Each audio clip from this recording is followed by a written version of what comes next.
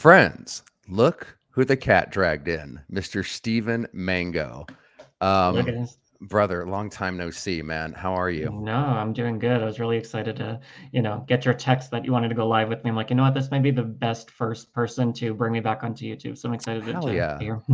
Thank you, brother. By the way, for people that might be on my channel or don't know Steve because he's been off YouTube for a while, he's one of the original OGs that started, what, 9 years ago, bro? So here's his Yeah. channel, Mangotology. Please subscribe if you haven't.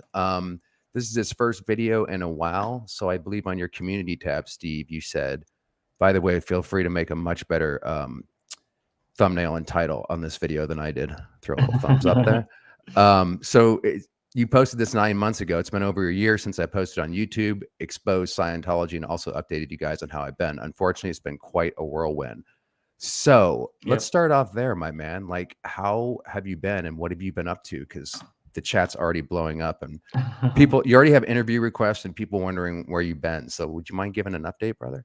Yeah. So it's been a minute. So if you don't know, basically, I'm not going to go into my whole story, but basically in 2014 was when I first posted my, 2.5 hour video exposing Scientology and the Celebrity Center and all of that. So like you said, I basically hit the scene when it was like Tori Christman was posting videos, Mark Bunker, but it wasn't like, what it is now where people have, spoken up very publicly. It wasn't like Leah Remini was out.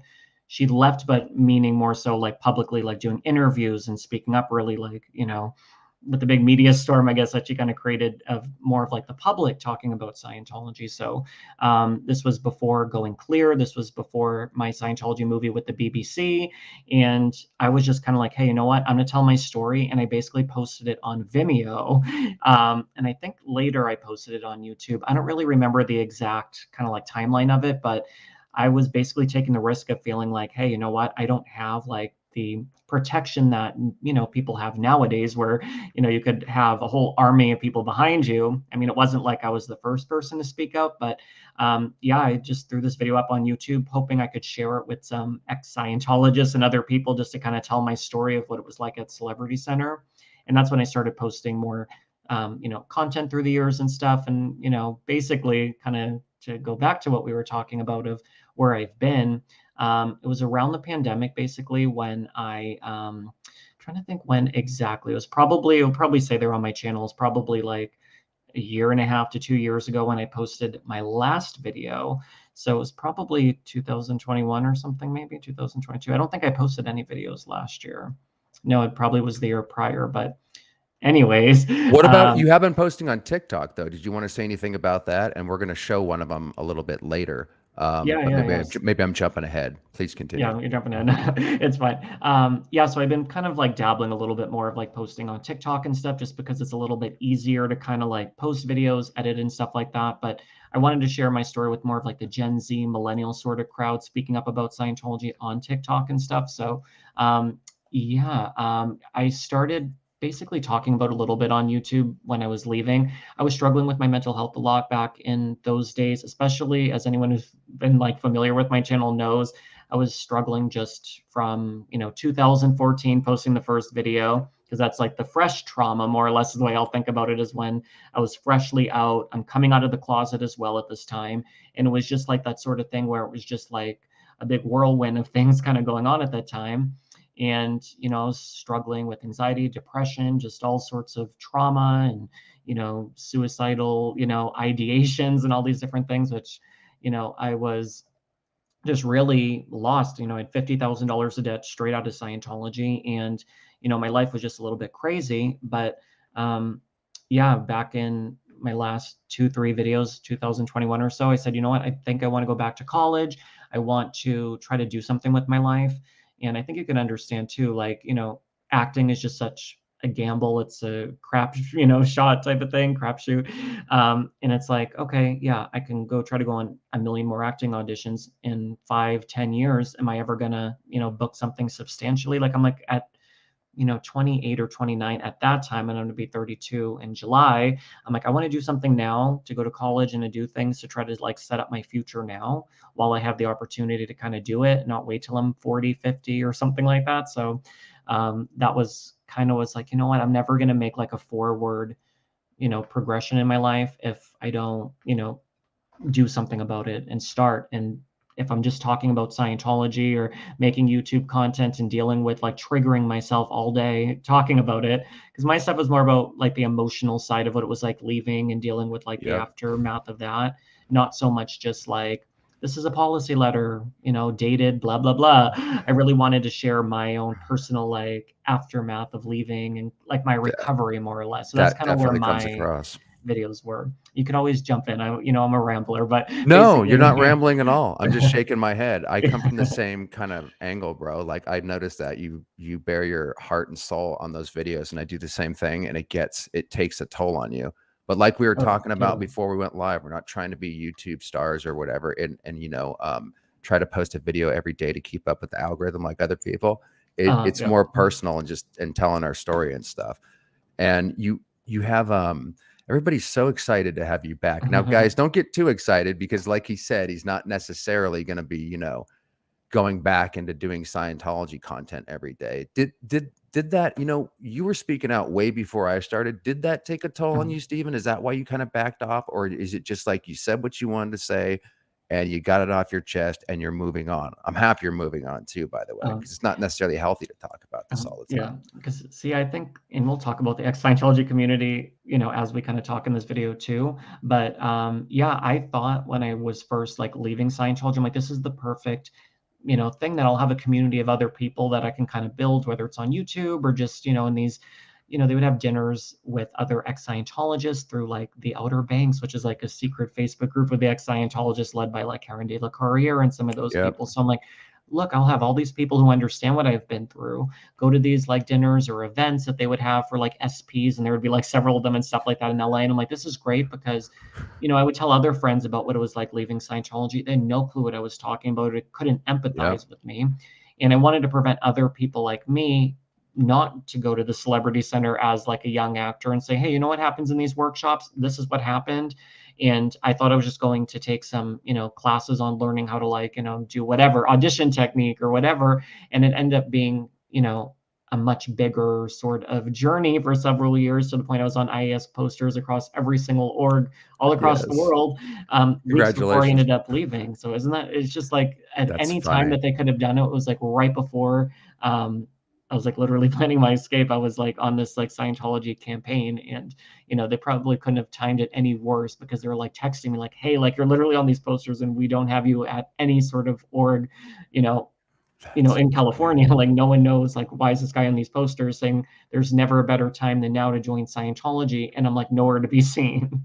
Were you So it thinking of was just already like leaving, crazy. Steve? Were you thinking of already leaving at that point when you were actually doing the photo shoots? Was it in the back of your Uh, mind, or did that come out a little bit later after they'd already published those freaking things? yeah, see, it's so hard because it was like I was obviously knowing something was Right, amiss, right, but right. it was just one of those type of things. And now the way that I explain it to people too is that Scientology, at least for me, but for most people, was like an abusive like marriage or Exactly relationship. right. And people don't think of it in that way. And to me, they're like, you were so dumb, you were so stupid. Like all the early comments on my first video from 9 years ago with millions of views Yeah.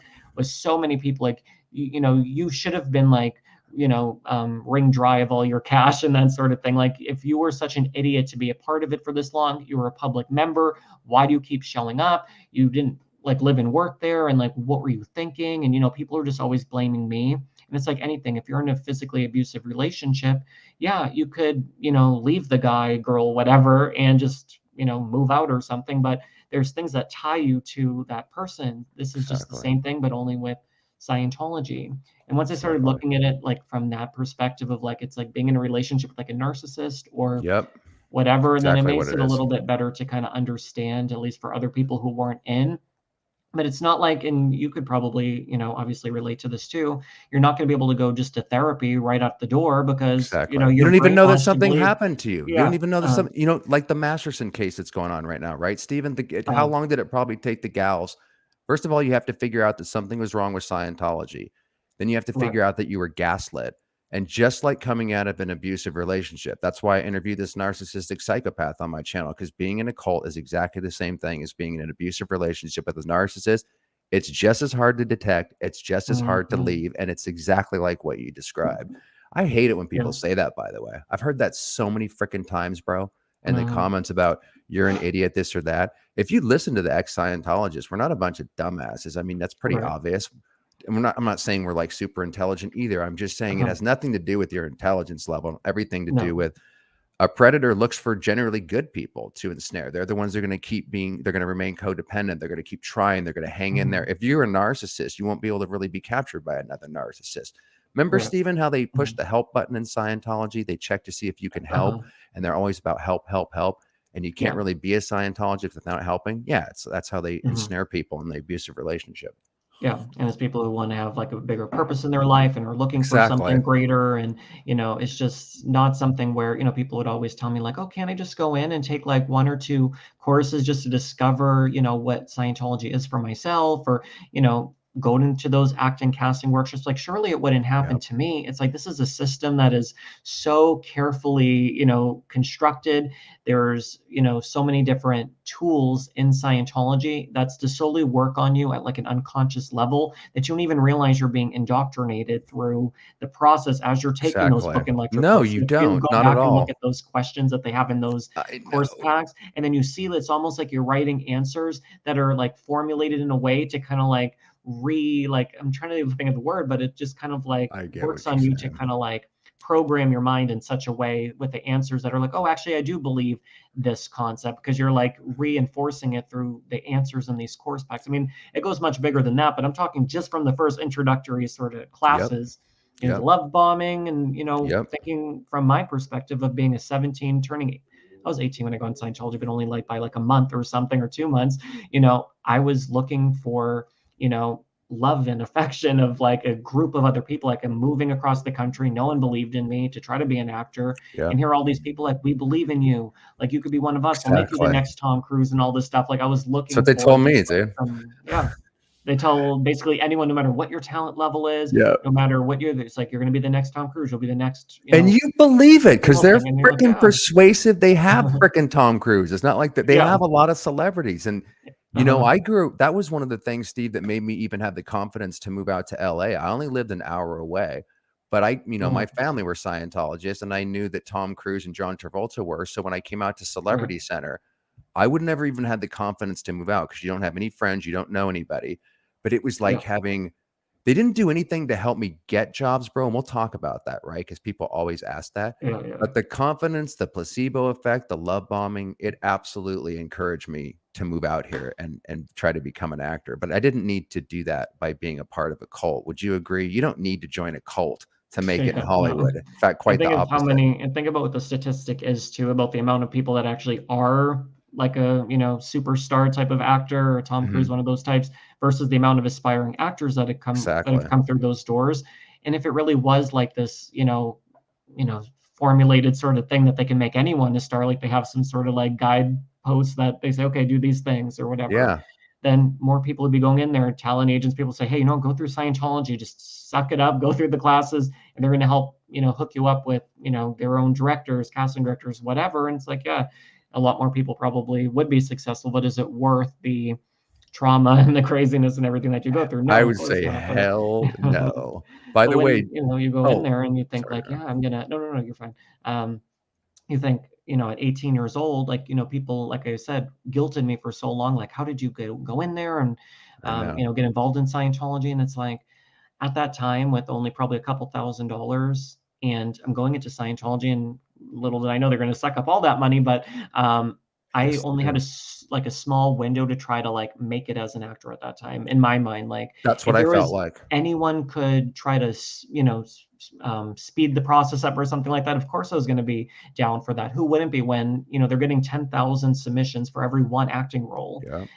Maybe more, maybe a little bit less. I don't know the exact number, but if they're auditioning 20 to 50 people, and Scientology saying, hey, we can kind of give you the tools to, not only be a better person, but be a better actor and be confident in front of the camera and be less, like I'm more shy. They'll help you to be more Communication course. extroverted in communication and Yeah. all these different things. They find out, and they said right in those early, bait and switch workshops, they try to find out, they're trying to see what is your ruin, what's the one thing holding you back in life Yep. from being successful or whatever. So once they find that out and they can kind of press on that button on you, then it's, of course, you'll spend thousands, tens of thousands, whatever. But It's like, hey, I can go to one of their networking nights that they have where they bring their casting directors and other sort of industry folks to network. They're saying that they can help you meet agents and managers. And as an 18-year-old kid who's like all the way across the country from their family, who's saying like, oh, you'll be back here in 6 months. Like, hey, if I could actually try to jump ahead, just like anyone in their industry, wouldn't you want to jump ahead if you have a way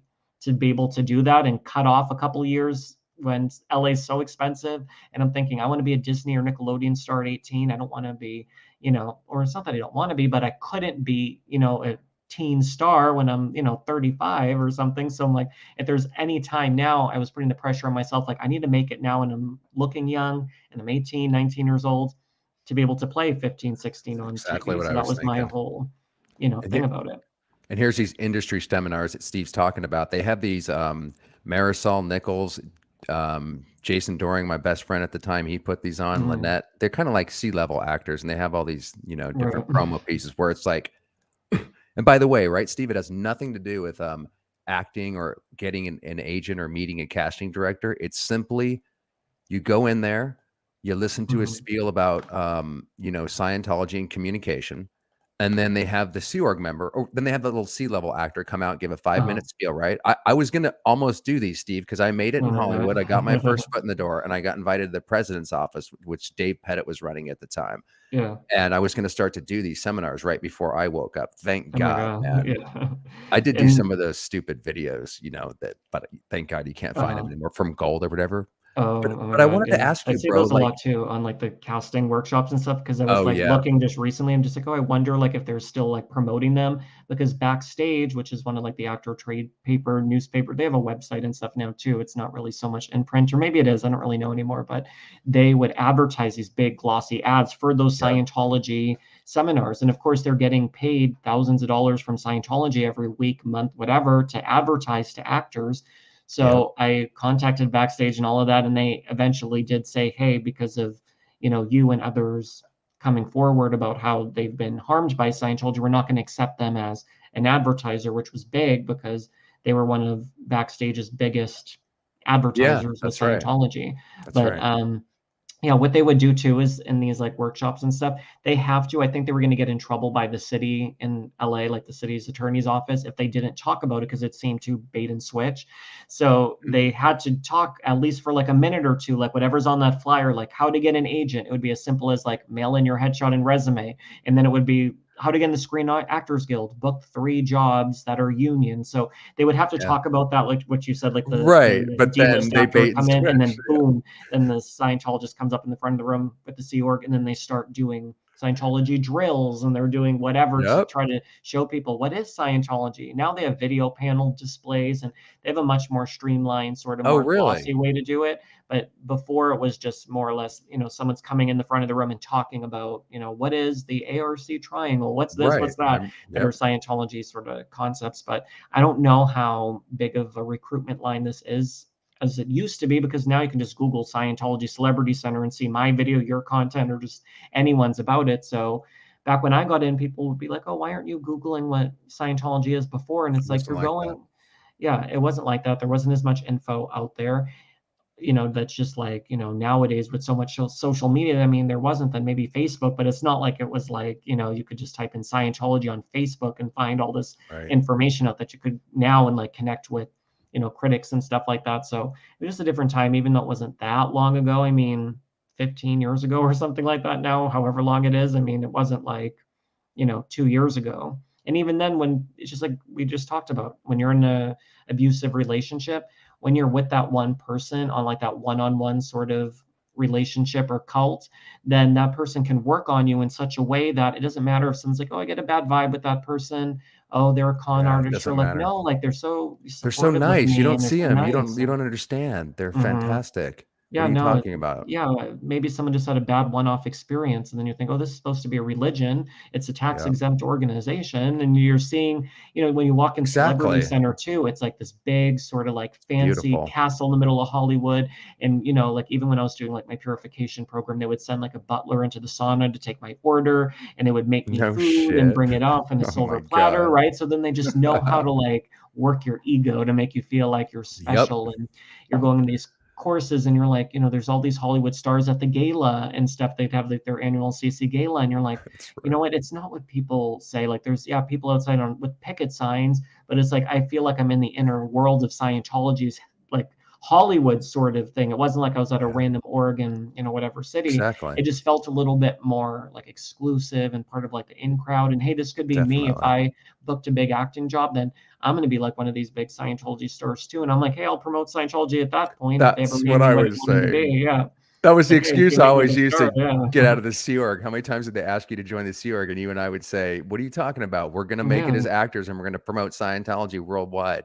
Yeah. You know That's what going they to be my told me, purpose and Steven? stuff. Yeah. They took me to did you ever have them take you to the top of Celebrity Center and have it by Sea Org members and have you look out over Hollywood and say, this is what they said to me. So, I'm sure uh, they've pulled this trick before, but they said, you know what, kid? You're almost 30 years old. You're no Tom Cruise. You're not going to make it as an actor because they mhm, could never get me to join the Sea Org or staff because I told them, look, uh, this is my purpose. And then I'll promote Scientology. It's the greatest good for the greatest number of dynamics. They said, yeah. kid, you're Yeah. getting old. You ain't going to make it, blah, blah, blah. And I would go home crying, because I'd feel guilty. Like, maybe I'm not, because you already doubt yourself anyways. You freaking move Yeah. out here. It's a 1 in a million shot. You're already doubting yourself. So in like an abusive relationship, they bring you up and then they smash it down. Yeah. So many times I would go home from Celebrity Center after a great day on chorus and I'd be like, can I really make it in this, that? Now, when I finally got cast in a big part as a regular on a show, then all of a Yeah. sudden they were like, we always knew you'd make it. My parents who were doubting me says, when are you going to get a Yeah. real job? Are now bragging to their friends about, hey, our son is an actor. Dave Pettit invites me to Scientology works, right? Michael Roberts calls me up. Yeah, Oh my everybody God. just like, dude, just completely changed. So they're totally two-faced. Yeah, You because know, then they could get you to then promote Scientology. It's a good thing. Good, he's booking roles, I and he's a success exactly. story for us and stuff. But they would Yeah, do that but to me too. That yeah, same sort of thing, not so much on the yeah, roof of the CC, but they did the same exact thing where it's like, hey, you haven't made it now, so this is what you have to do exactly. is to try to, promote Scientology by being in the Sea Org and doing that sort of thing. And then that was like, hey, how many people are you helping right now? That they would do that, and they'd be like, okay, and maybe got like a few friends in or something, they'll be like, okay, well, think of how many people you could audit on a weekly basis, right? If you were an auditor, or if What you were fun. doing XYZ, Yay. or if you could be in a Scientology training video, you could act, and you're actually not going to be taking on the beingness of a psychiatrist or a drug addict or these like low tone sort of roles. Why would you want to do that when Exactly. you could be in a Dianetics film or something? And it's like, okay, maybe that's true. But they kind of build you up in a way like you're going to be so You're bringing famous, you're back going to be a so many superstar, memories. and then boom, they just make you crash and burn and be like, hey, you know what, you're not going to make it, you're not going to be Yeah. anything. And it's like, oh, so much for them trying to butter you up in the early days of Scientology. It's like any sort of toxic narcissistic sort of thing. but Exactly um that. but I Steven, let never me got jump in into real quick. Scientology. Yeah. Let me jump in real quick to cover the super chats. My channel is not monetized, so this is on yours, Steven. But Yeah, thank you cool. very much, Ron. Oh my God, so glad to see you live, Steve. Yeah, me Oh, too. that's He's cool. finally back, at least for the time being. This is the first video, guys, by the way, just to say hi to Steve, but he's not necessarily going to go back to creating content every day, but we are Mhm. going to do some more stuff Yeah. talking specifically about the acting field and shit, because that's where we kind of Yeah. come from. So this is just the Thank you, first Ron. one. I also belonged to a high control group years ago, so I think this is why when I first saw your videos years ago, I could relate. Thanks for all the work you did. See, man, exposing Scientology. See, it Thank you, does do something by Ron. putting yourself out there and doing all the hard work you did, man. That's Steve, do you cool. think that I wanted to take this up? So when I was in Lovett says, when I was in acting classes, I had a few friends who had gone to the Beverly Hills Playhouse. Oh, yes, Milton Casales. They Mhm. hadn't known it was a Church of Scientology, and they didn't. But I went to the Playhouse too. They Yeah. came to our class traumatized. You mean they came out of the class traumatized, right, Lovett? Like they were traumatized. Steve, did you ever go to the They talked Playhouse, about it man? To the audience, real quick, after. there's two acting classes that you would go to as a Scientologist. That was the Beverly Hills Playhouse, which is no longer Scientology front group since Milton Casales, the head, died, and there's a whole story behind him. Steve, did you know about how Jenna Elfman and Grant Cardone like got on Uh, Milton and kind of put a lot uh, of stress on him, and kind of I think that contributed to his untimely death. But anyways, the uh, Playhouse used to be a Scientology front group. To my knowledge, it isn't anymore. But you mentioned it earlier? Do you think they still have those seminars? I still see their flyers. Do you think they're still roping in actors? Just because we don't hear of any A-listers yet, I Uh-huh. wonder if they're not getting being C-list actors despite the internet and shit, because all you Mhm. got to do is go down there and go through what you just described about being Mhm. enthralled. Yeah, I know that they have, like, their, like, workshops and stuff going on, but I just don't Hmm. think that they're like they used to be where they would, bring in however many hundred of people a week. Like, I think Right. I've seen different things like, okay, there's, Right. like, 2 other people in the room or, like, 1 other person, or they'll say now, like, "Oh, come on, like, a one-on-one tour and meet with so and so casting director who's a Scientologist, and she'll give you a customized plan on how to Hmm. help your career." And it's just somebody who wants to be your FSM, field staff Exactly. member, to kind of help you through the courses. What I will say though about the Beverly Hills Playhouse, I went after the fact, not for a class, but Oh, they had some sort of play. Oh, Disconnection, I think it was. Did you see the play? It was, I didn't, but I know what you're talking about. yeah, they had like a play, and it was Alan, whatever his name is, who owns the Beverly Hills Playhouse. Right. He Now, left. I remember that. and he had like a play. I don't think how many years ago this was, maybe like 2015 or something. And they put on a play about disconnection and stuff. But what Right. happened was, I don't think I really talked about this on my channel. Maybe I did at one point. I don't remember. But he actually sent me, or like threatened legal action against me for my video, because in my video I Really. talked about like the Beverly Hills Playhouse connection to Milton Katselas and everything like that. And then he didn't like how I phrased it to make it seem like maybe it's still going on, or there's still I Scientology see. connection or something. So I think he just didn't want my video out there to have, Scientology's name attached to Beverly Hills Playhouse in some way. I could probably, when we do another stream, I'll look it up through my emails to see if I actually have what he sent me exactly. But he was threatening to sue me and wanted me to take my video Wow. down and re-edit. Wow. And at that point, maybe my video had like, maybe like 20 or 30,000 views. And even at that time, before it got millions of views, I said, I don't want to take it down because then it's not going to be getting, like, I'm starting back from 0 views. And again, this is the true history, right? Anyone could look up Beverly Hills Playhouse or read, Hmm. Marty's blog from back whenever that was, when he made that story about Yep. everything that was going down with Grant Cardone and, Milton, and how they were Yep. trying to like work him over and stuff like that. But what was happening was Karen de la Carriere, I think she sat down with that Alan guy and was talking about my video, like, hey, can you maybe talk to Mango to see if he could, re-edit the video, because he couldn't get through to me. So he knew at that time I had connection with Karen or other people in the critic world. So she went to meet with him to talk about my video. Like, that video brought so much like hoopla amongst, critics and people alike, who, she wanted me to post my content on her channel, Karen. She didn't want me to like upload it on my own thing. She's like, hey, like at that time Yep. she was interviewing a lot of critics and stuff, and Hmm. was kind of saying like, hey, like you should do it on my channel because I told you that you should speak up about your story. So again, my channel, not really took off in a big way, but it was kind of my video journal of sort. And why would I let someone else tell my story for me when I was scared and I wanted to have the control of the edit more than anything? I Hmm. could have sat down with her, and then, she kind of cuts it up in a certain way or doesn't put in the pertinent information I wanted. And, right away, people said, no one's going to watch this video. It's 2.5 hours long of your story. Leaving Scientology, no one's going to watch a video that long. I had tons of critics, people just in general saying, no one's going to watch this. And the watch time was so far on the spectrum of like over an hour and a half, like average watch time of the 2.5 hours. It was like something ridiculously long, not like how normal, people may watch a video for 3 minutes and then tune off. So Hmm. people were interested in what I had to say because I took them through the journey of what is Scientology, why did I get in, and showed like the whole, like what was mentally happening, of why would I get recruited in off the street and then dedicate, years of my life to this.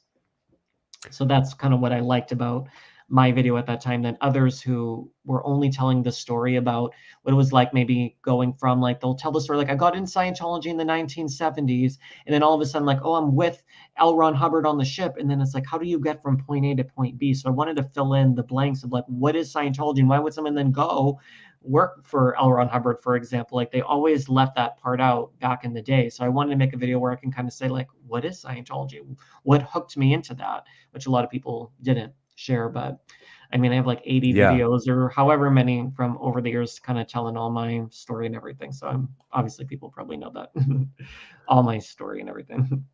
Well, maybe some people don't. Like Weird Debbie, we have, by the way, we're streaming from both channels, Steve's and Dazed But Not Confused. That's Mangotology and Dazed But Not Confused. Oh, Weird Debbie just subscribed to your channel.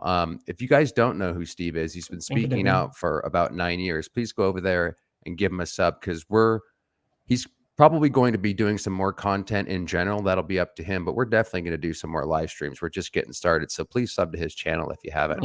And vice versa. And Anyone who's on my channel, subscribe to Doug's. I have a link thanks, to man. yours too in the description box. So thanks, bro. I have your link as well. See, we're professional YouTubers, man. I mean, we already did that in advance.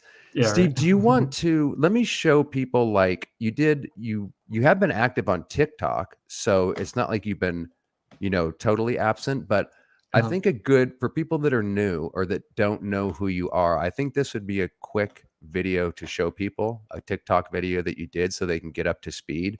And then if you wanted to maybe expand on how the hell did they actually get you in? I know your story, but I know that some listeners won't. But here's a brief rundown, and then we'll take it from here. Let me blow this up so people can see it. Cool. How much? And then I'll give you guys kind of like the update of what's been going on in the last year. Excellent. So if you guys don't really know what's been happening, there's crazy stuff and good stuff. So I'll tell you guys too. Okay, cool, man. And how it pertains to everything, but yeah. Excellent. So here's kind of a Steven riffing on how he got into it. New actor to Hollywood. I got roped into Scientology. As an 18-year-old new actor to Hollywood, I got roped into Scientology Celebrity Center, spending $50,000 on secret Scientology counseling. This is part 5 of my story. So this is Eric Myersfield, who's a Scientology staff member who signed a billionaire contract to live and work for Scientology. He's a former actor himself, and he was responsible for roping in new actors such as me to Scientology. So Eric explained to us that in Scientology, we're trying to go clear and erase our reactive mind. We're trying to get rid of it, all of our unwanted emotions, fears, pains, and upsets, leaving us just with our analytical mind. He spoke to me and asked me what is holding me back from being successful as an actor. And I was honest, and I said I was really bullied growing up, not obviously explaining about being gay, but I was really bullied, and it's affected my self-esteem, my self-worth, and feeling just really apprehensive. I question and second-guess myself, and I'm trying to just be more confident as an actor and not being fearful going into an audition that I fucked that up. I'm not going to make it, and all these different sort of critical thoughts. And he said, hey, you need to start working on going up the bridge in Scientology, but it all starts with this 2-week $50 book and lecture course that you could take. But let me show you the bridge that he's referring to. Here it is. I'll explain more in a future video, but this is the bridge to total freedom. Nice cut, bro. So in Scientology, you're doing counseling to achieve these different spiritual states. So I would be starting right over here at the beginning on these introductory services like this 2-week book course. And then you're slowly ascending up the Scientology bridge to ultimately achieve the state of clear. And then there's OT levels. But just to get to this point is about, $50,000 to $100,000. So Scientology counseling is very expensive. But hey, once you achieve this part of the bridge in Scientology, your career is going to skyrocket. But you have to start somewhere, right? So in order to get rid of your reactive mind and to go clear, you go through a process of auditing. So this is a Scientology auditor, an auditor being one who listens. That's how they define it. And this is who would be me or another person being audited on the Scientology e-meter. The 2 cans that you hold sends a little current through your body back into the machine. And it could, what they would say is locate areas of spiritual distress, but it's basically like a makeshift lie detector. Yeah. This, when I left Scientology for 12.5 hours of auditing, cost $3,600. Oh my God. Yeah, I'm telling you guys. Eric was selling it to me like, hey, Steve, you could do this basically for $50. And I didn't understand at this point that you had to go through all of this different counseling. He's like, hey, you're going to learn how to get rid of this reactive mind in a book called A New Slant on Life. Not even Dianetics, which really explains it. But in any event, he said, hey, could you just devote 2 weeks of your life to doing this course, getting through it, so you could start applying these tools? And I said yes, and I gave him my American Express credit card at the time. So in the next part, I'm going to explain to you what all the craziness that later ensued in Scientology. Ask me any questions here. Make sure to follow me for more of my story, and I'll see you guys soon. Bye, guys. That's perfect. That's exactly how it happens. $50, New Slant on Life. That was a great book, by the way. That was one of my favorite. New Slant on Life, Scientology 8008, and The Creation of Human Ability were my favorite ones. But $50, Steve, it's not that big of a deal. They have no idea how much it's going to cost per hour to do the real auditing on the bridge. I did a video on this, Steve, called The Bridge to Total Amnesia, Part 2. Where it tells people everything that you just said about what they don't tell you up front. Because it is cheap at the beginning. A communication course, a little bit of PTSSP course. It's $100. It will get you started. They don't let you on how expensive it's going to be. Plus, you're signing these contracts along the way that are binding you and making you confess that Scientology is a religion, Right. etc. So that when you come to sue them for the emotional distress, once you find out you were conned 30 years later, you don't have recourse because it's the setup the whole way. Yeah. That's one of the things I really liked about your videos, bro, is you do break down in detail, not the latest shenanigans about necessarily what's going on with so-and-so, but how the fuck does the trap work? That's what I'm into. How did we get trapped into this shit? And And that's what before, really was important for me to like make my video series in the beginning, because there wasn't that information out there in the same way that I felt like in the beginning that I was outlining it, to really show like slowly how they're working on you, to go from a point of how could you go from just being on the street taking a $50 class to all of a sudden, being, a poster child of the IAS. Like, how does it go from point A to point B type of thing? So I really wanted to outline all of that. And that's why now, my channel and my story was always about, my sort of side of things. And I wasn't always just popping on to cover Scientology news, which, yeah, I could do that here and there and pop in and chime in on things that I want to talk about. But for me, then it's like I've told my story a lot, and it was just always so triggering for me to come on camera, especially in the early days, talking about what was going on over and over and over again, which I felt like I'm helping so many people. But then on the flip and you side, were, it's like I'm also, traumatizing myself talking about. Whereas now I'm I like much more understand. distant from it. So it doesn't affect me in the way that it used to, because, now my life is in just a different position. But yeah, I just didn't want people to feel also that I just abandon the channel just because I'm lazy or don't want to make a video or do something. That's just how often could I be, posting. But then also, the ex-Scientology community near the end, as everyone knew, got really toxic with the scam that, Karen pulled on me for $7,500 of auditing. Do you getting want to in, talk kicked out of about that, the or for people that aren't familiar? Because Karen's come up quite a bit, and I have a video on her that kind of shows her true character in a movie called Over the Rainbow, which is only posted on my BitChute I've channel. seen it. Because that's really who Karen is. Because I had interactions with her too. Most of the people are really they're decent. They're not toxic like that. But we were talking about narcissists before, and I'd put her in that category for sure. And just very manipulative and stuff behind the scenes. I don't want to harp on her because I don't want to sow discord in the community just because there's too much bullshit going on, and OSA plays into that anyways. But it is important to know that people who aren't what they seem to be. This is the part that really pissed me off, and I want to show people what we're talking about here real quick, because he did 3 videos on this. God, this is bringing back some fucking shit, man. Just because this person, man, it's one thing, Stephen, to get out of the cult and really need help.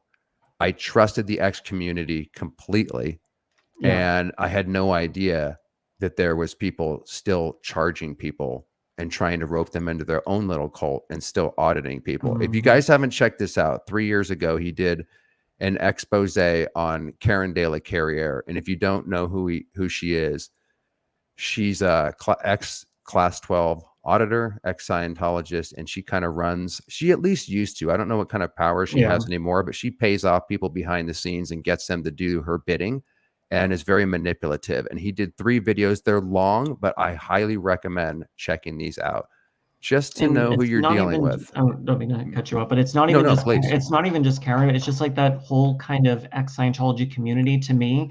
And others could have their own experience. They may feel like certain people are, maybe they were in Scientology together, which I wasn't in Scientology with somebody like Karen or Aaron Smith-Levin or any of them, right? But it was basically kind of not so much just to be like, crying about, what went down with Karen and I. It was also just other people in the ex-Scientology community I understand completely. They act like they're in their own sort of cult. Like, for example, when I made my video, Mike Rinder unfriended me. Basically, all the other people that were connected to Karen, I bet they did. They all instantly disconnect from me. And rather than answer the allegations. Nothing. Why didn't they just answer the allegations? You had the receipts. All I called Karen out for, well before you did those videos, I just wanted to know, are you still auditing people behind the scenes and lying about it? And that's when she called me OSA, had sick Jeffrey on me and shit. And then she creepily called me on the Facebook Messenger. It feels good to finally say this, by the way, because she's she's had me a little bit intimidated. Like, I thought that took a lot of balls to speak out on her.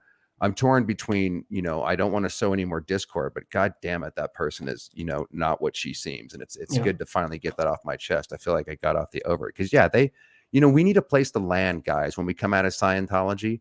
And Steven's just one person that was taken advantage of by Karen, who pretended not to be a Scientologist, still auditing, and got a lot of money out of him to bring her back into her little indie Scientology group, which is fine, but be upfront about it and don't call me Osa because I asked you a question if that's true. And anyone who calls out somebody like, Karen or whomever, then it's just your OSA. Because if you're a critic attacking another critic, and it's this idea of infighting, and people are like, oh, you're now attacking each other, and this is what Scientology exactly wants. What it's V like, says. why would I want to put it to like, oh, let me bury it because it's somehow affecting the greater good of exposing Scientology, when, she was auditing me at the very same time that she would be like, okay, go in the auditing room. And again, she was not framing it as much of Scientology auditing, but it's like, hey, this helps me locate areas of like distress that you're experiencing. So I'm going to use some Scientology tools, just what I've learned as an auditor. I'm class 12. Obviously, I've been,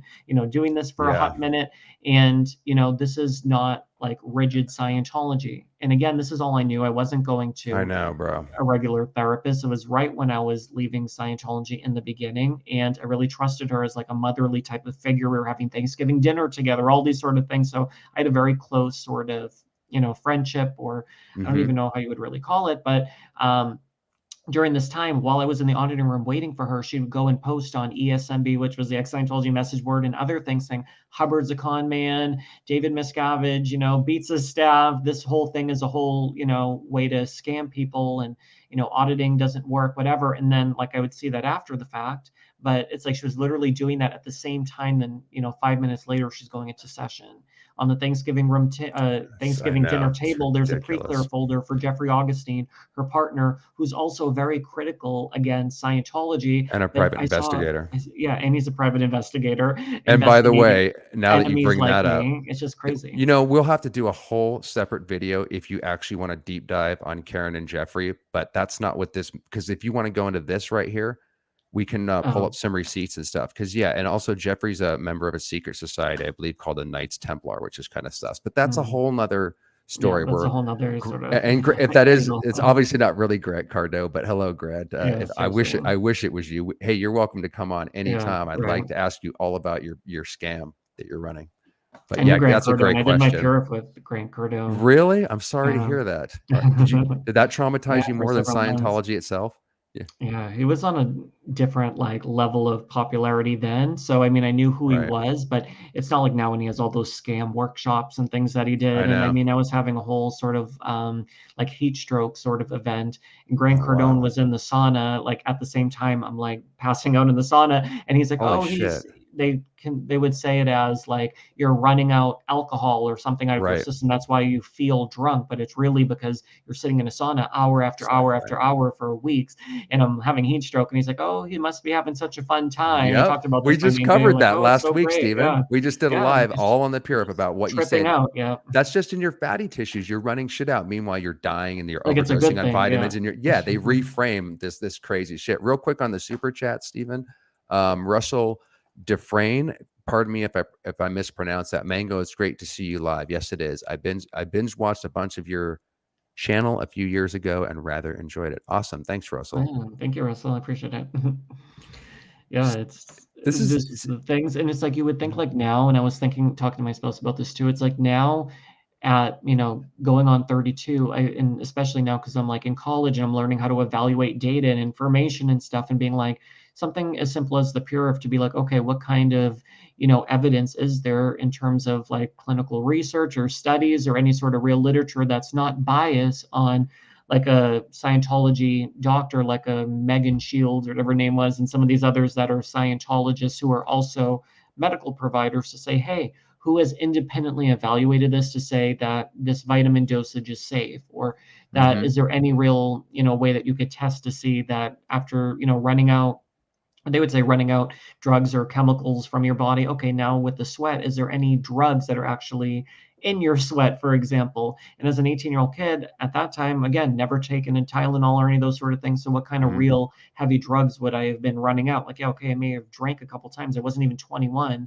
when I did it. So would I really be feeling drunk in the sauna from drinking like a handful of times? You know what I mean? So like what do they tell people like that, Stephen?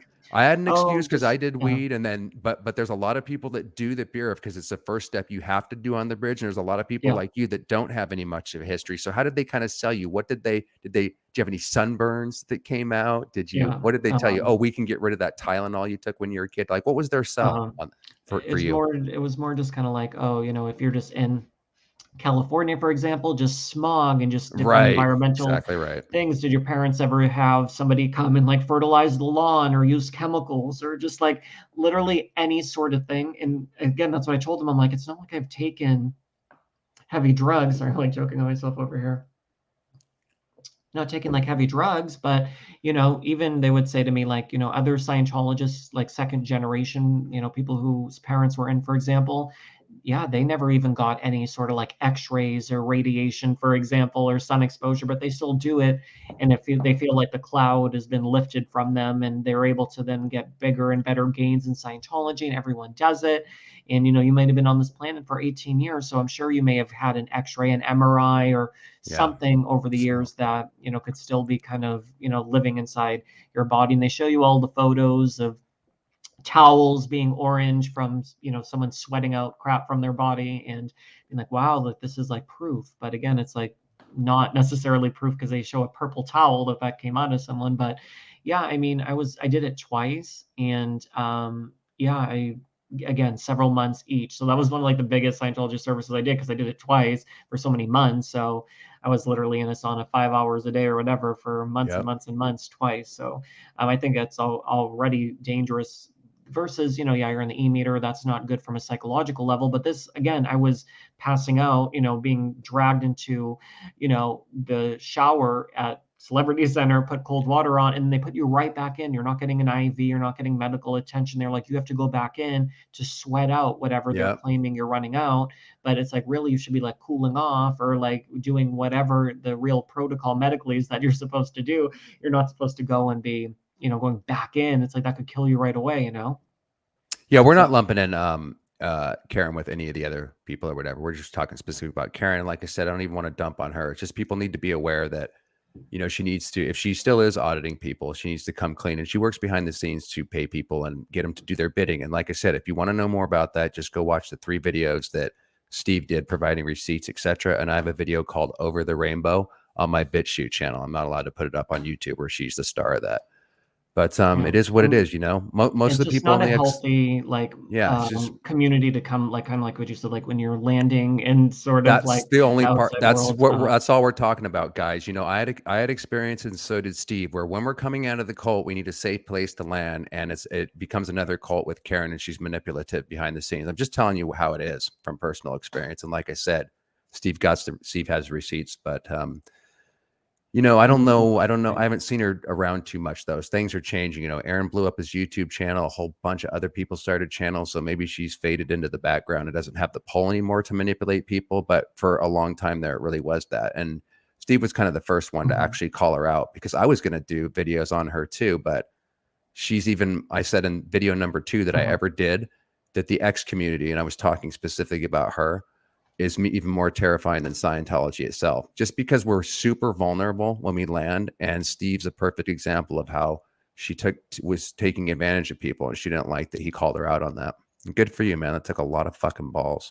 Yeah. So Yeah, yeah, and people don't know. They think like, oh, this must be such a good thing to be involved in like this ex-Scientology sort of community where other people yeah, it's understand and have not each other's back. necessarily. But it's It's people not. who, yeah, who may not have had any form of like therapy or counseling, or, if they Exactly. were in for so many years, I feel like a lot of them were doing like a lot of like victim sort of ranking. Like you were just public and we were Sea Org and, whatever. And it was always just like all these games. And it's like, okay, like you guys didn't probably see any coverage on like Tony's blog or anything about my video series on somebody like Karen. Why? Think about it, you guys.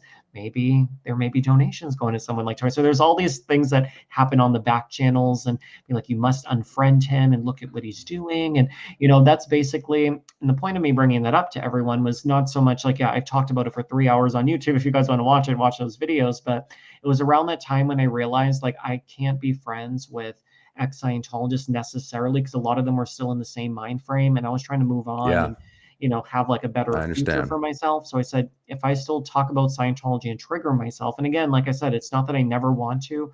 I would like to come back and talk more about things that I'm passionate about talking about, involving like Shelley Miscavige and her disappearance and just different things that I was aware of with what, not just my experience, but just about Celebrity Center, like the angles of stuff that I could speak on from firsthand experience or just from what I know I would like to do more of. But I said, I wanted, like, I didn't move to LA, then to try to become an actor, get involved in Scientology, then leave. And for the next 10 years of my life, which is longer than I was in Scientology, just rehashing abuse. And again, I keep talking about it being like an abusive relationship, but, Hmm. anyone would feel kind of like trapped or stuck if like you're in an abusive marriage, you leave, you wanted to warn people about the abuser, you go on YouTube and a video blows up, and then you start making a career out of it in a way, making money Right. talking about it. Right. And then you're like, the only thing that people wanted to ask me about or talk about online was Scientology and just like an abuser or abusive relationship. If all you had to talk about was your abusive ex, Good and point. that's like what your life is, and then it's like, it's just so draining. And then you're like triggered again. And then it's like, I would turn off the camera. And then again, I didn't have a therapist. So then it's like, I turn off the camera, I'm all triggered, and everything then from that point forward is like a trauma response because I'm trying to cope with the pain of what I was going through. And it wasn't drugs and alcohol, but, it was just from me, having mental struggles and stuff like that. So basically, again, kind of catching everyone up to speed from like 2021 and now was when I said I really want to try to pursue being an aesthetic nurse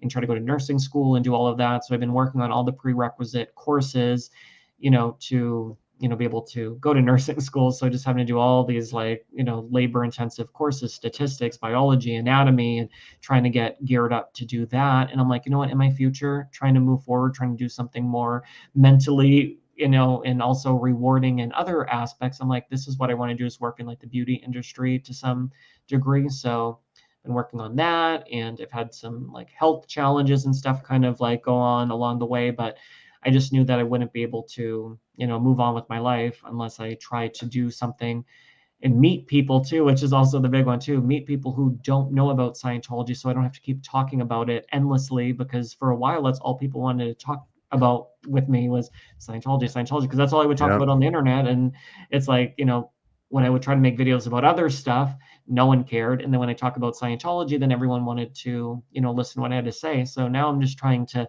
segue out of that. But it was because of my physical health issues going on.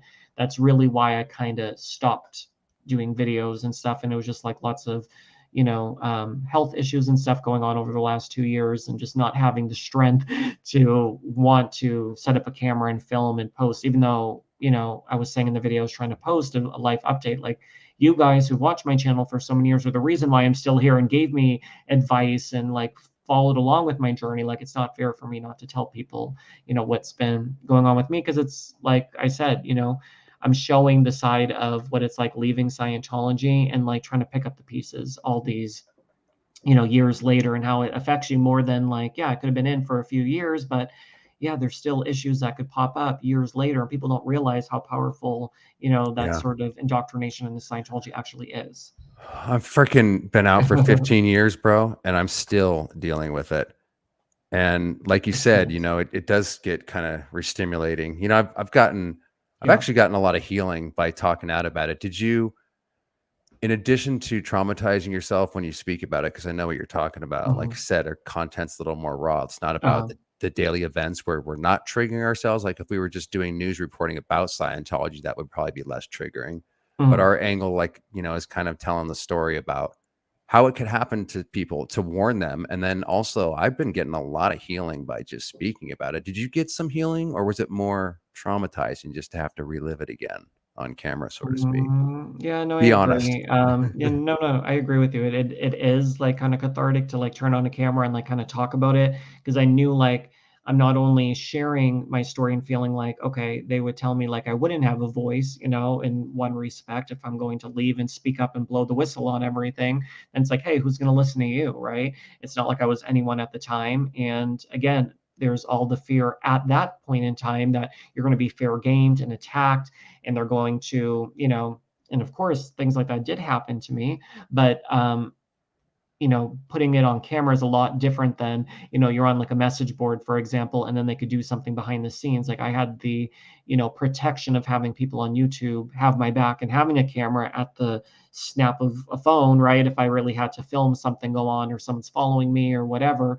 So yeah, there was the fear of like being fear gamed or something. But again, there was people starting to come forward. Leo was coming out at the time when I was making my video, and they made it like a big thing, like having it like a movie premiere in Hollywood for like the screening of the 2.5 hour video that I did. So I wanted it to be like a big spectacle. Like, hey, you want to try to mess with me? Go for it. Now there's millions of people who are like on it if you guys try to pull something. But yeah, it was cathartic. But then there was times where maybe I should have taken like more time between coming out and deciding like, let me go hit hard, when I wasn't like, I was in a much more like fragile kind of headspace. So I just don't know if I should have done it instantly, but I don't know. I think it was good for me in some regards. And then other times when I was like struggling and, I had all this debt from Scientology and I didn't have, I went to hairdressing school. I was trying to do stuff to try to pick up my life at that point, like kind of like early on from leaving, but it wasn't the right career for me.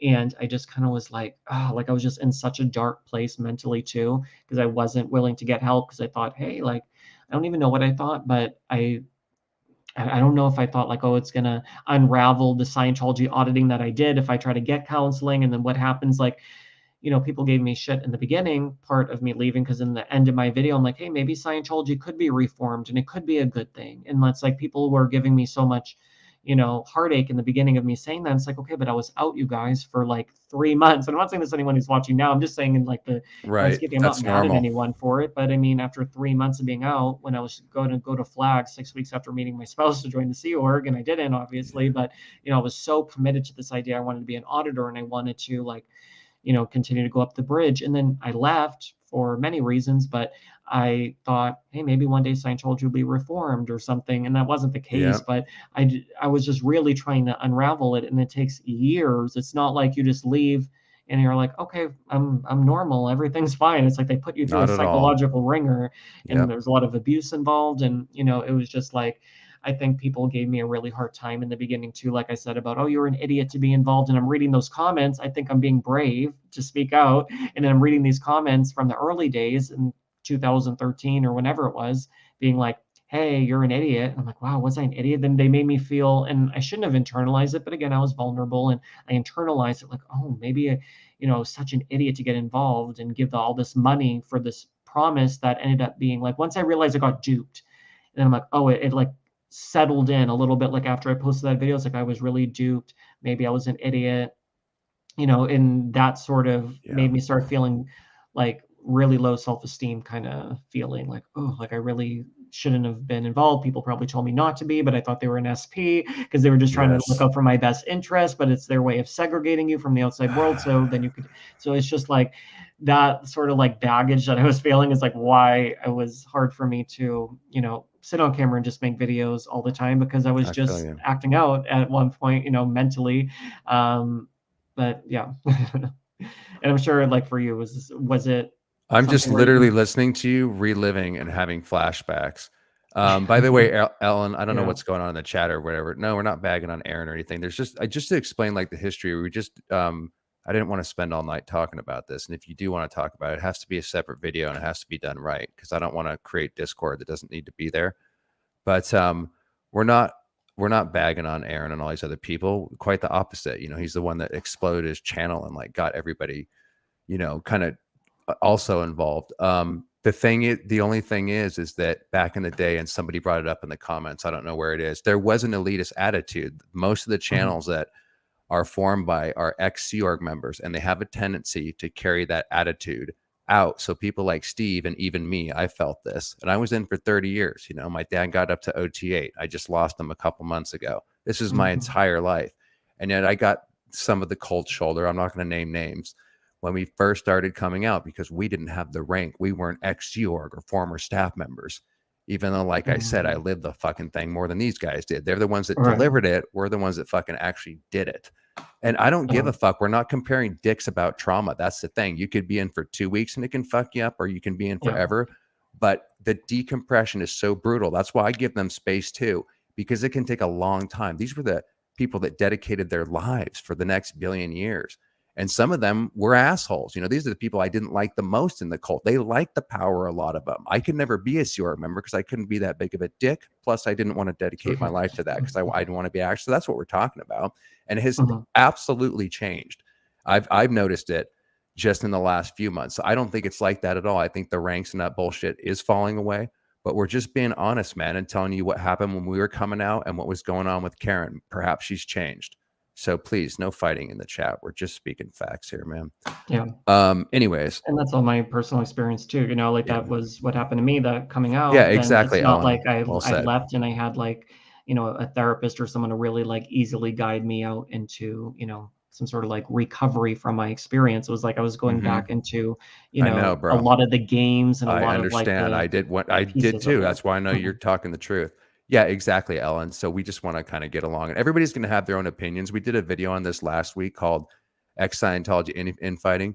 Everybody's going to have their own opinions there, and you know that's totally fine. I have mine too, but maybe just like not air it out as so much. Like, you know, maybe handle it behind the scenes. I'm also more than willing to talk to Karen. You know, the only question I would have for her is, are you still auditing people? And we take up a couple of things, you know, that I had questions with. I just want answers to my questions. She's always welcome to come on, but she won't answer those questions, you know? Yeah. And, you know, I'm more than willing to be like for it to anyone. It doesn't matter what critic, whatever. Like I'm in a different period of my life right now. A couple of years ago, people treated me a certain way, whatever. And I was posting a lot. And now it's just like, you know, I definitely told a lot of what I wanted to tell. And now I just want to kind of focus on, you know, that next chapter in my life where, yeah, posting and making videos about Scientology was my life when it was really like what I was like an activist for. And it doesn't, like I said, doesn't mean that I never want to post about it, but it's just like right now, like after having like health issues and things that were kind of going on. And now I'm just like, you know what, I just want to focus on like what makes me happy and doing things in like a good like headspace, not so much dealing with, you know, all the nonsense that kind of goes along with it. But then it's like, you know, I live right near multiple Scientology orgs. I can walk to one right now and be there in 2 minutes if we really went for that walk. But it's the sort of thing where I live so close to it that I'm reminded about it daily, even if it's not like a painful sort of like I'm driving by like, ooh, stressed or something like it would be in 2013. But I had, you know, when I would drive by in the early days of like going by, yeah, they would be walkie talking and all that sort of stuff. Stressful. And I used to protest and stand outside there with signs and stuff like that. Yeah, I remember, dude. And I used to like really go like hard for it. And yeah, I mean, I think I did stuff, but it's like I still drive by and it's like I see that they're still like operating. And that was the thing that always made it like bad for me, is like it never turned to like they lost tax exemption or something. It's like, okay, why are they still able to like deliver these services to people that are like, so many people's testimony of it is public? Like, why are we still over here? Like, you know what I mean? It's like, I know exactly it would what make you me feel mean, dude. defeated for I feel the same way. Like, oh, all of this was like for nothing or something, you know?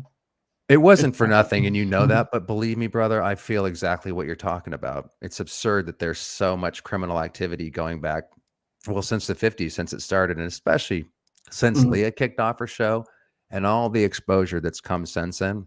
And even in the last few months with 30 new SPTV channels popping up, it's like, it almost seems like they're protected, because why on earth would a clearly criminal activity like Scientology just be able to carry on as if there's no, because there's people, Stephen, there's people right now, you know, getting roped into one of these freaking actor seminars that's going to have their lives destroyed. Their parents are going to worry about them. They're going to lose their kid to the cult in Hollywood when they came out here to be an actor. And all this could be prevented if the governments would just take action and shut down a clearly criminal enterprise.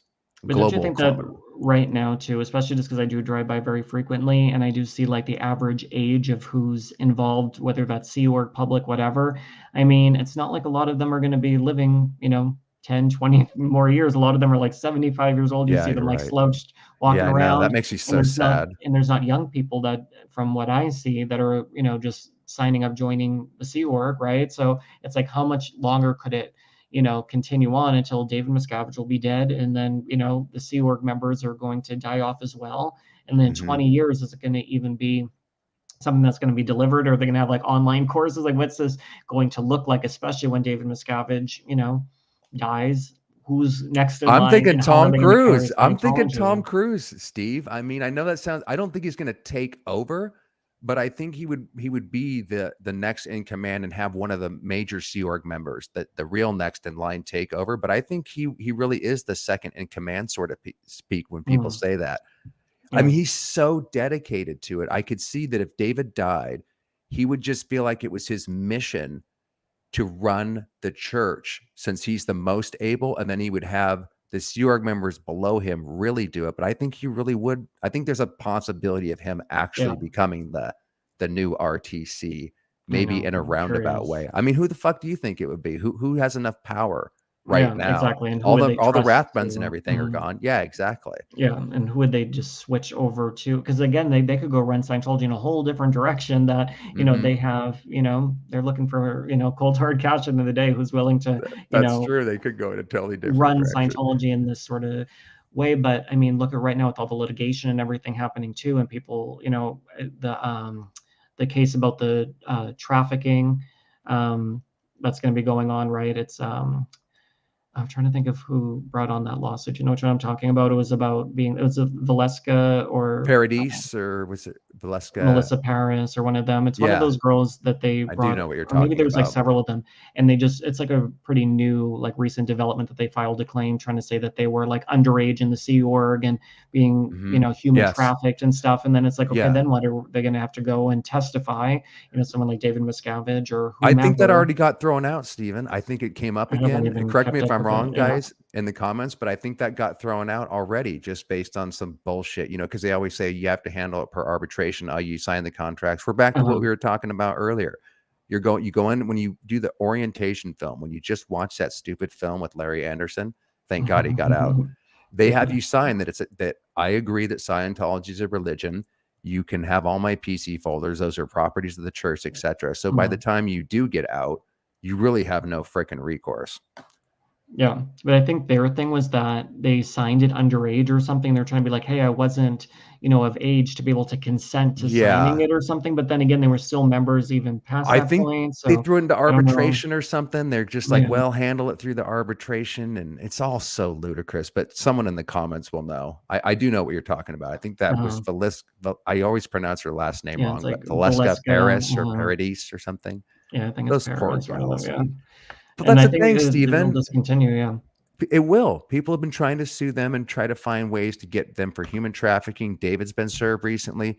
See, I don't get excited when someone puts out a video about the latest thing about David's running or this or that, because I've been watching this for decades, and they got away with Operation Snow White, for Christ's sake. If they can get away with that and not be shut down, they have so many activities where someone's trying to bring a new suit against them, but you automatically they should keep trying. But it almost always is, you have to handle arbitration, you sign the contract, or some other bullshit that protects them because of the religious status that they have here in the US.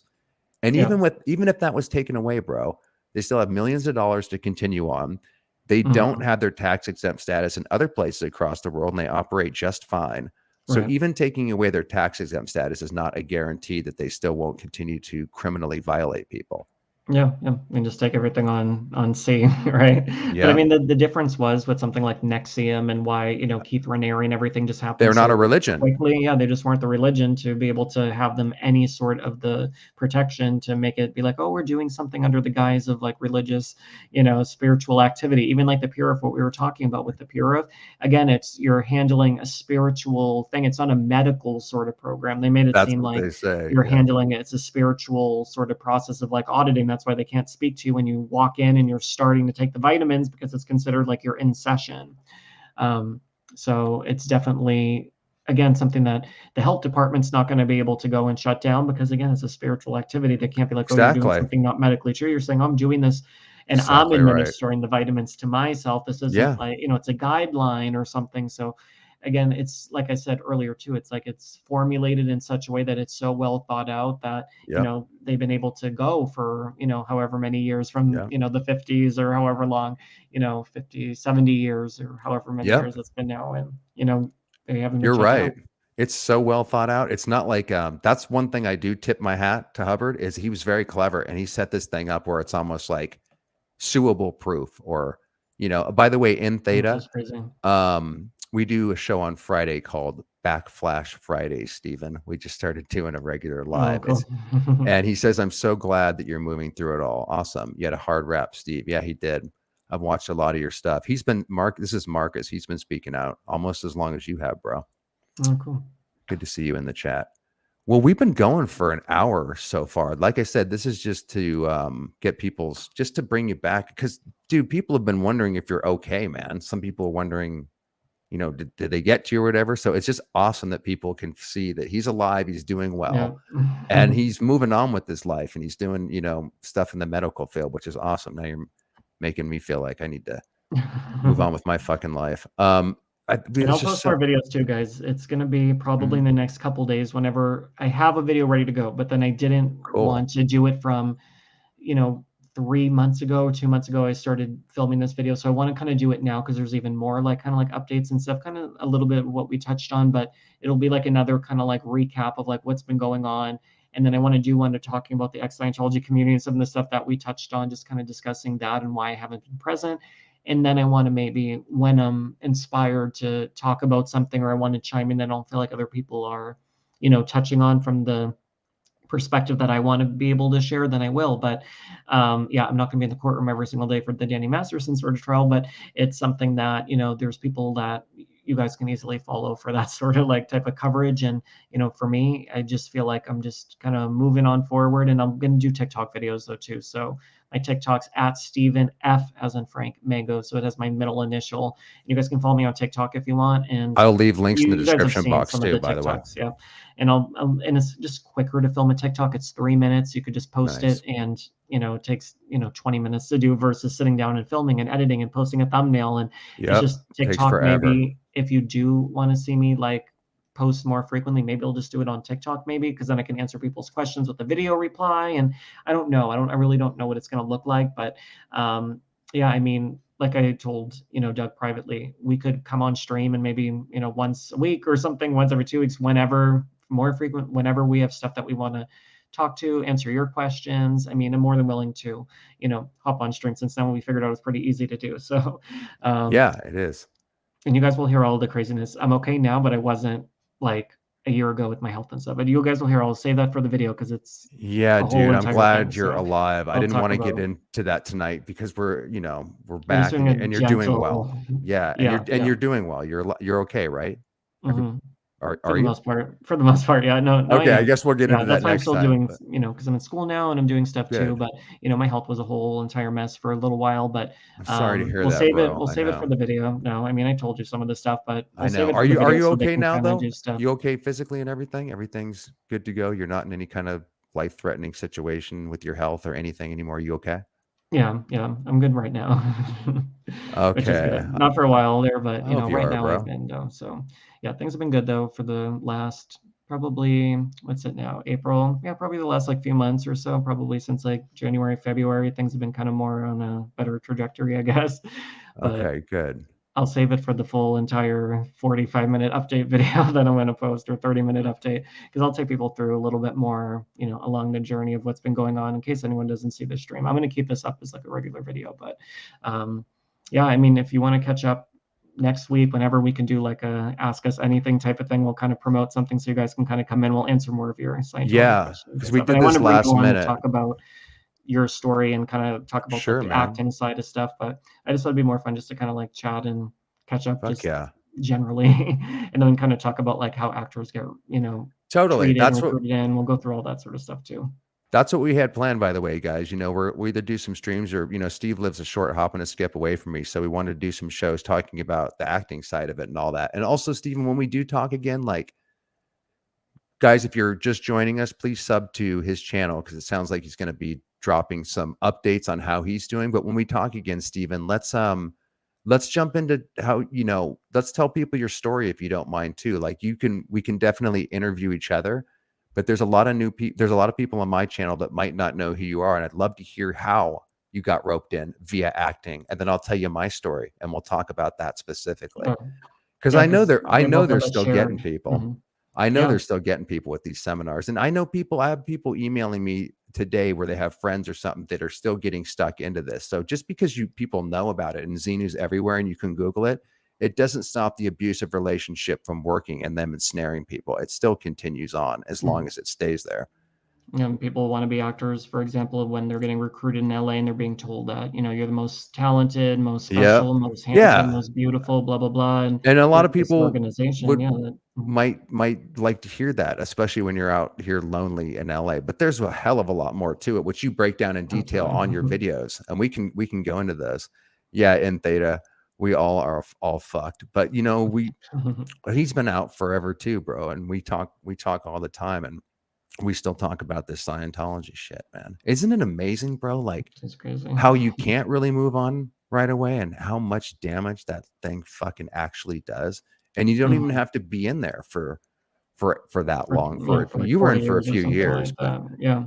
Yeah, and that's the thing too. It just depends on, I think, like what services you're doing. I think it depends on, how involved you are. If you're just doing like an introductory book course and then you're going once a month, yeah, 4 or 5 months later, if you've only been there a handful of times, that's one thing. But it really depends, I think, on like so many different factors. But they were playing on not only just me wanting to be an actor, but they were trying to help me with the mental sort of health stuff that I was dealing with, as a young adult. And, I was, having my own chaotic upbringing and stuff like that during my teenage years. So I think, when people would be like, oh, like you were just trying to get famous and like this is what you get because you were just trying I to, know it's go in not Scientology, be an I actor. It's hate like, it. no, it's like I was actually like That's trying to, disgusting. fix my mind at that age Yeah. too, and hoping that would then, spill over into my life. But it wasn't like Yeah, I heaven just went forbid there you were for like an trying to be acting thing. successful. I mean, heaven Yeah. forbid you went out here with goals.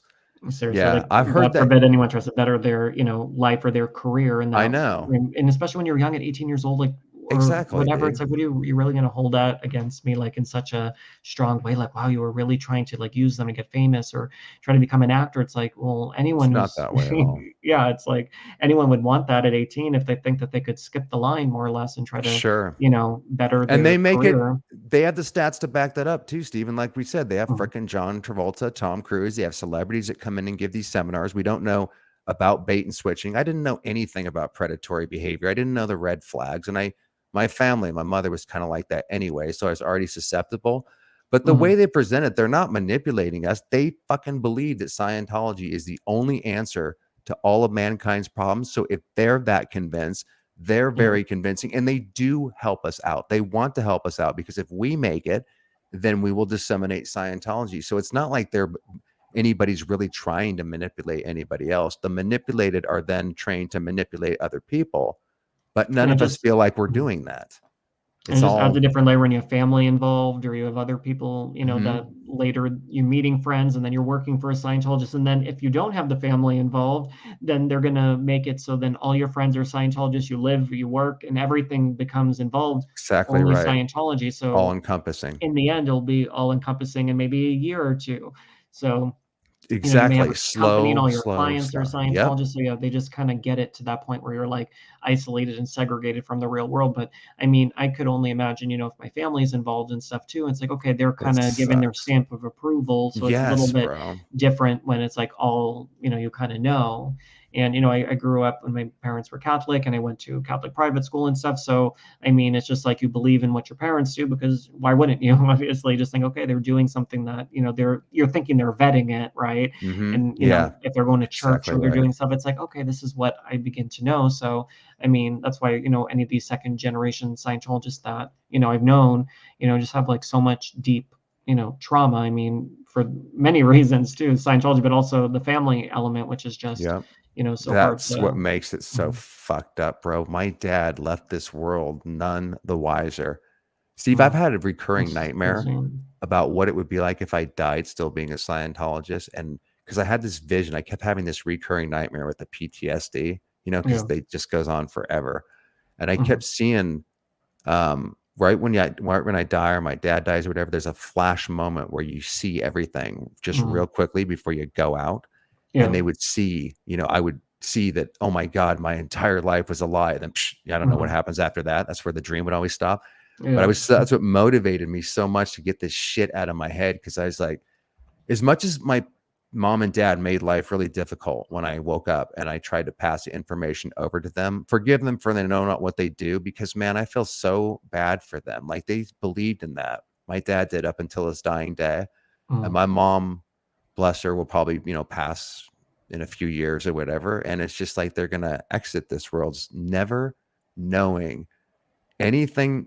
Not that they just put me through, but Right. what they put themselves through, man. It's Mhm. just so sad, dude. Like Scientology had a hold on them their entire lives, 40 some years.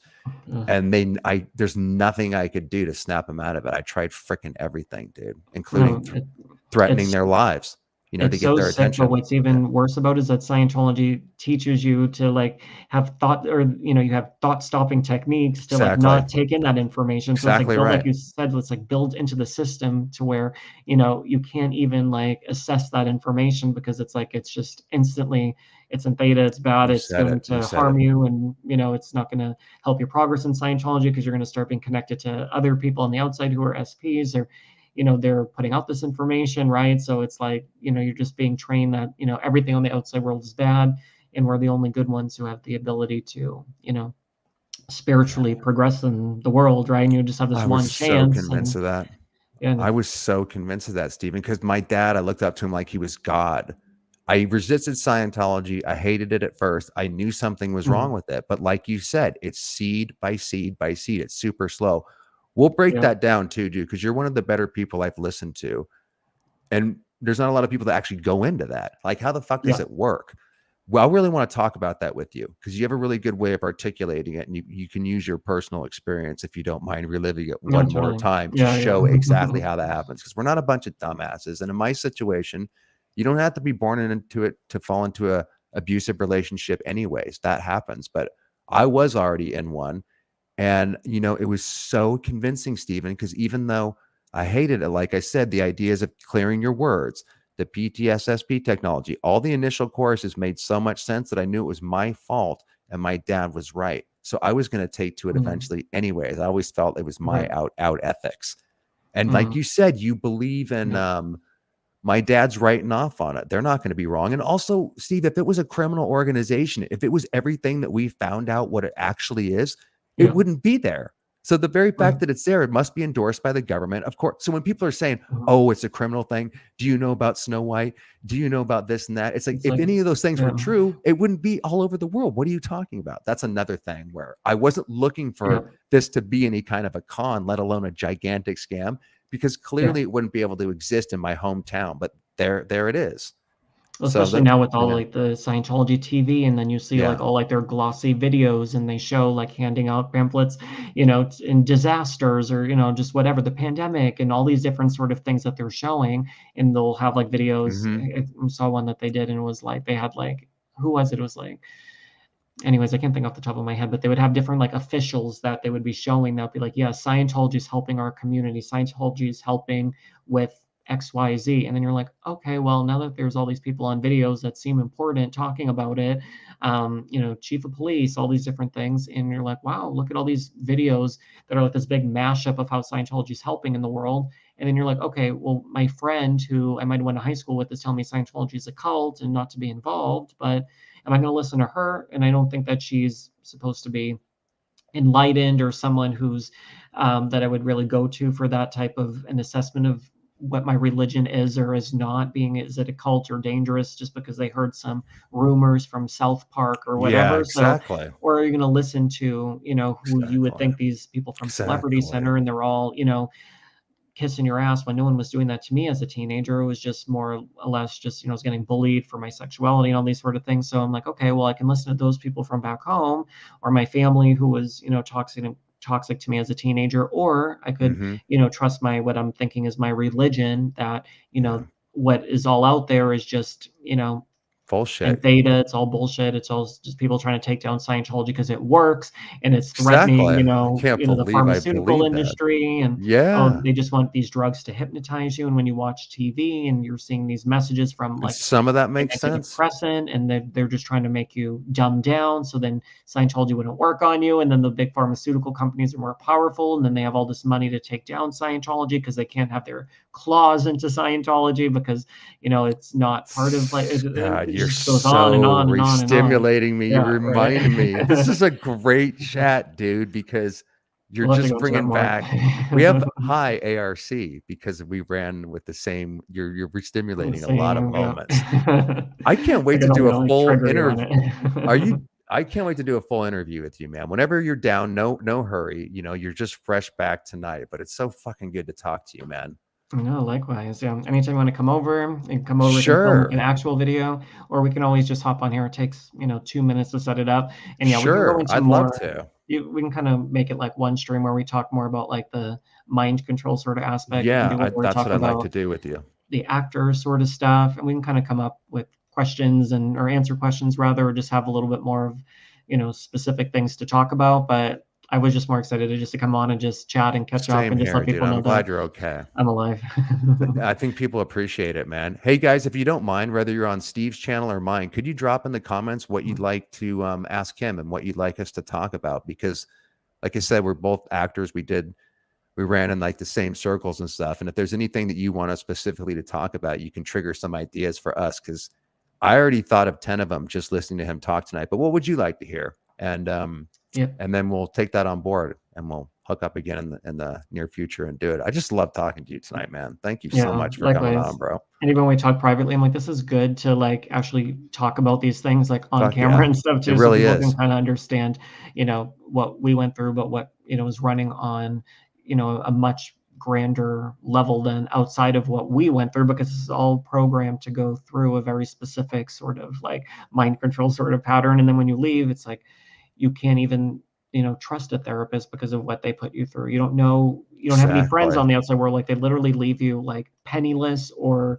just on the street or just like whatever it is. And, we're still here 10, 15, however many years later being like, hey, you Thank know what? God. We survived it. It's a And miracle. now we can Congratulations, by help the way. everyone. Yeah. Same to Anybody you. that survives, Steve, I always tell them, because we beat ourselves up a lot, often coming out of an abusive relationship. It's okay to give yourself a pat on the back, bro, for getting out of that, because you could easily not be here, just like in Theta and all Totally. the rest of them. And he Yeah. has gotten into therapy and is a Mm. proponent of that, which it's a huge phobia to get over, as you know, man. Just to Yeah. see a freaking therapist to begin with, guys. Exactly. Thank you very much for joining us, and we will see you very soon on the next one. Enjoy the rest of your Yeah. night. Thanks everyone for joining in. Make sure to sub to both of us. If you're on my channel, sub to Doug and vice versa. And we'll be back with more videos and drop all your questions. And yeah, thanks for watching, guys. Thank you so much, Stephen. Have a good night, Yeah. brother. Thank you, Doug. You too. Bye. Bye.